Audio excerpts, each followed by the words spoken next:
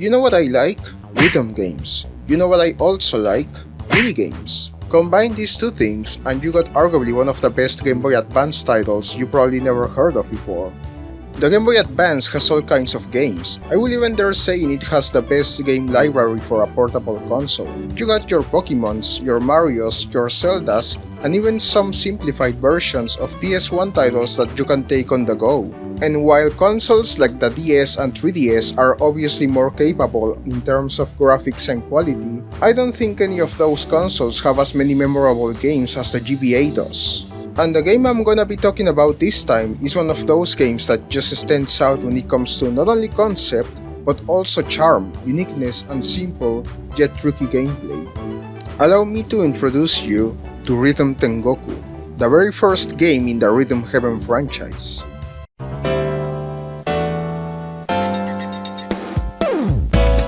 The best way to narrow this game down will be WarioWare meets rhythm game. And as I said before, this is a game that not a lot of people know. But funny enough, it also has a dedicated and active fanbase that manages to keep the franchise alive to this day. Rhythm Heaven has 4 games in total, with the last one being a 3DS title which was essentially a hybrid between remakes of previous minigames in the franchise and brand new minigames. And it came out in 2016. So it's been a while since we saw anything related to this franchise. And whether or not we'll see a brand new entry for the Switch is unknown. But just like people asking for a new Tomodachi Life, I think it's fair to say there's a lot of people who will be excited to see a new Rhythm Heaven game someday, obviously myself included. But in this video we're just gonna focus on the very first game, simply titled Rhythm Tengoku, which literally means Rhythm Heaven. It was published and developed by Nintendo and JP Room, and had music composed by Mitsuo Terada, known artistically as Sunku, and Masami Jong, artistically known as Masami Jong. This game was a Japan exclusive title, and the first game in the franchise to be localized was actually its sequel, Rhythm Heaven for the DS, named Rhythm Heaven Gold in Japan, which was the first game in the franchise that I played, even before discovering there was a title for the GBA. So you could only imagine how mind-blown I was when I discovered this previous title. Kind of similar with how someone will discover there are Japan-only prequels to games like Pokemon Stadium or Tomodachi Life.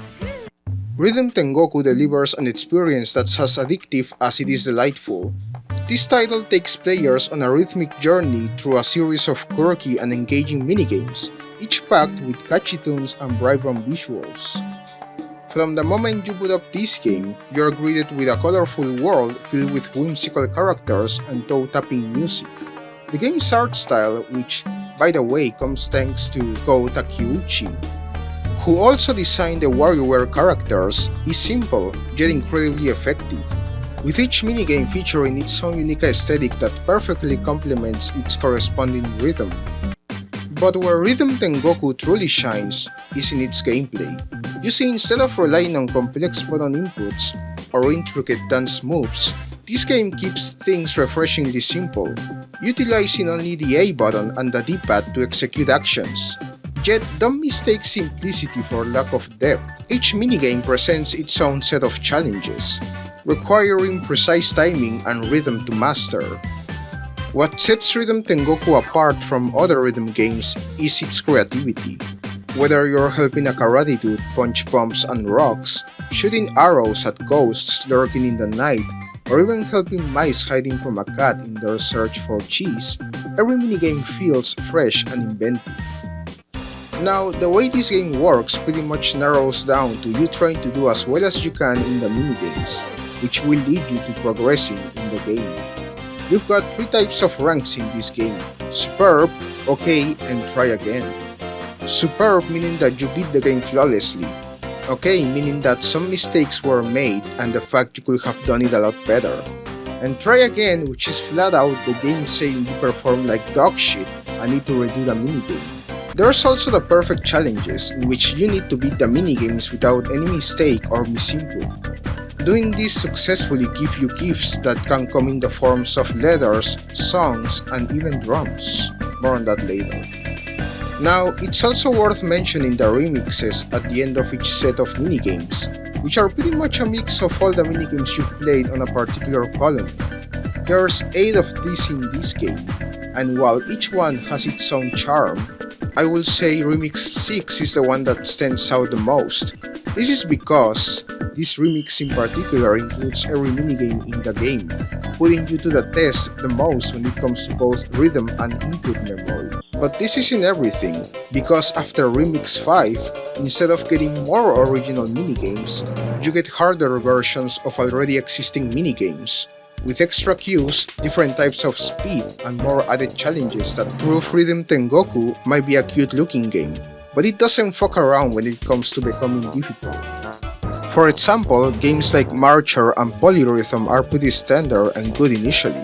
I will even say Polyrhythm is my favorite minigame in the entire game, but the harder versions are a massive kick in the ass if you're not ready for the added input shitfest. Of course, this isn't the case for every minigame that has a harder version, as some of these are just small variations of the original minigames with not a lot of difficulty, but still different enough to provide a distinctive challenge. Other than the minigames, you can also do other things like playing standalone minigames that are not part of the mainline ones, play with rhythm toys, and even play the drums both as a practice and even in a band.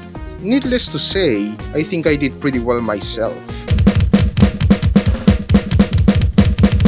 Of course, some aspects of the games do need you to understand Japanese, like reading descriptions of things and also being able to go to the coffee bar option and understand the words of encouragement the barista says to you.